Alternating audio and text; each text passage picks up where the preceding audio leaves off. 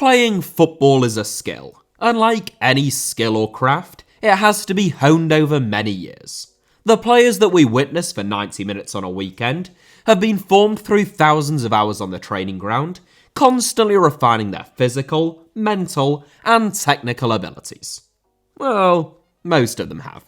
There are a very small number of players who, whilst the rest of their teammates are working on their defensive shape on the training ground, working out in the gym or doing some shooting practice, are either at home relaxing or in the canteen, but still somehow manage to be their team's best players once the weekend arrives.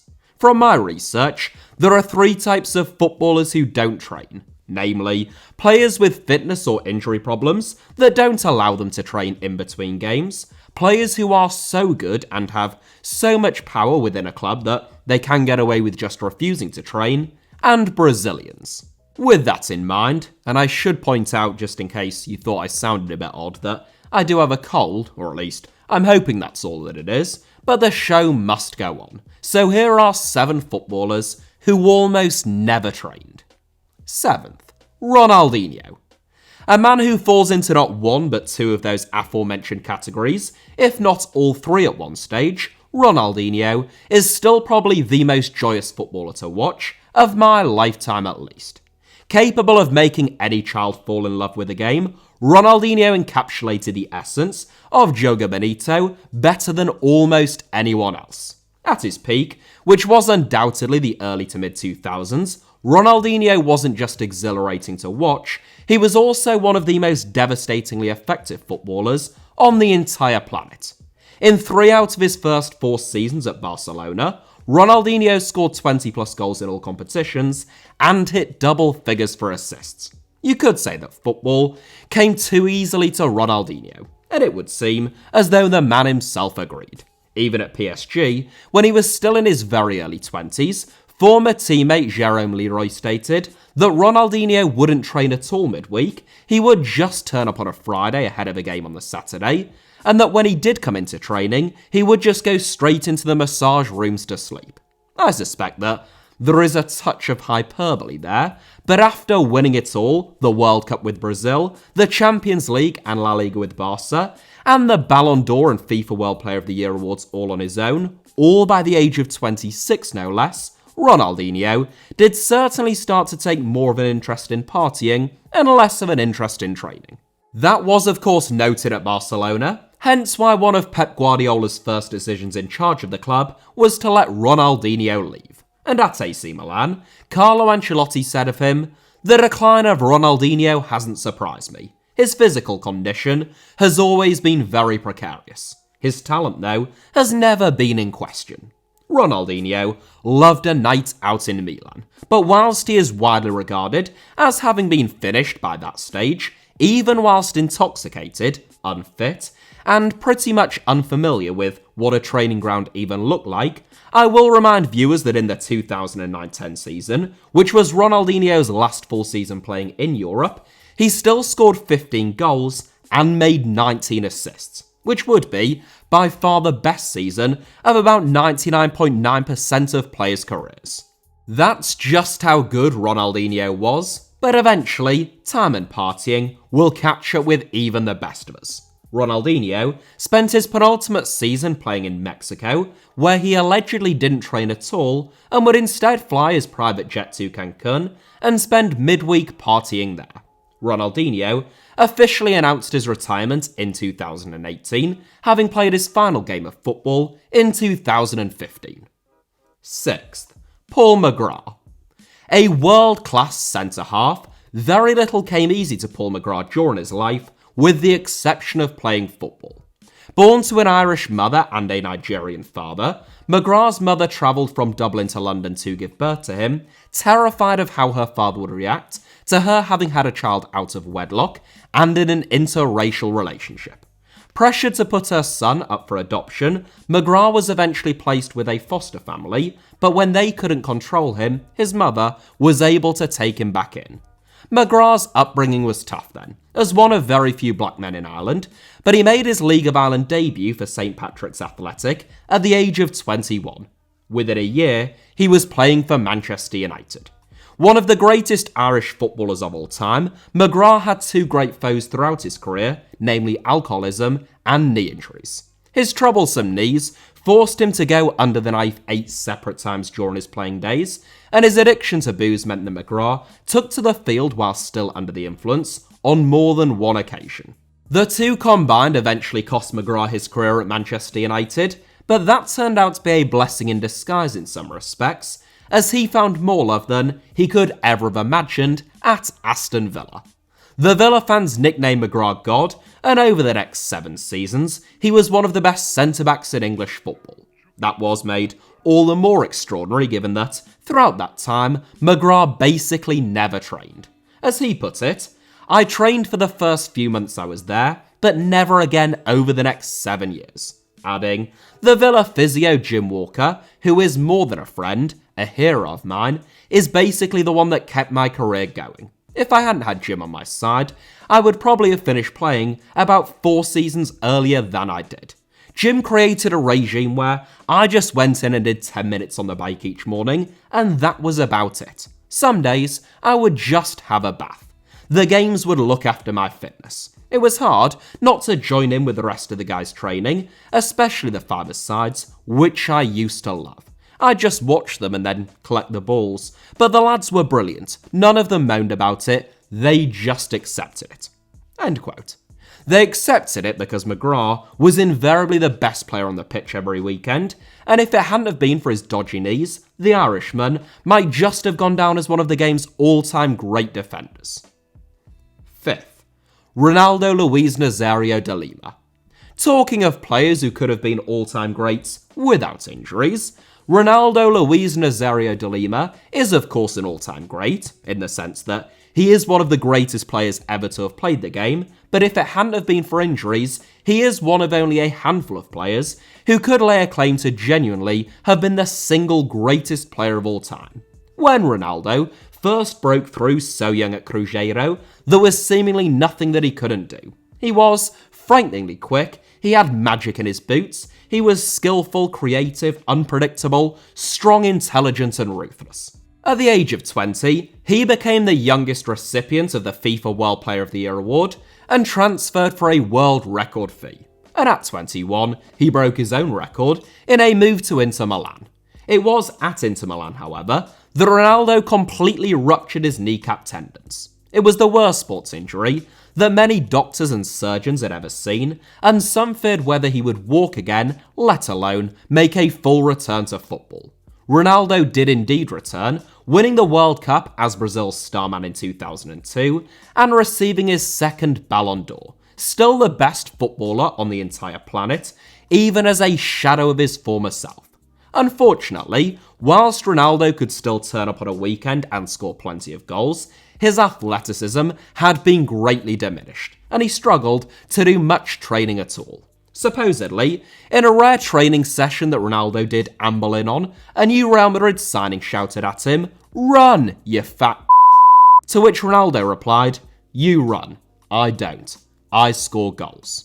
Sure enough, post-peak Ronaldo still scored 104 goals in 177 games for Real Madrid, though no doubt his witty retort belied an inner sadness, which was that his body could no longer do the things that it once could.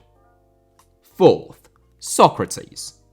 Not to be confused with the Greek philosopher Socrates, after whom he was named, Brazilian football legend Socrates was the son of 2 intellectuals. Socrates was politically radicalized himself by Brazil's fascist military coup in 1964, when he was only 10 years old, as he witnessed his father throwing out the books that he loved so dearly through fear of political prosecution.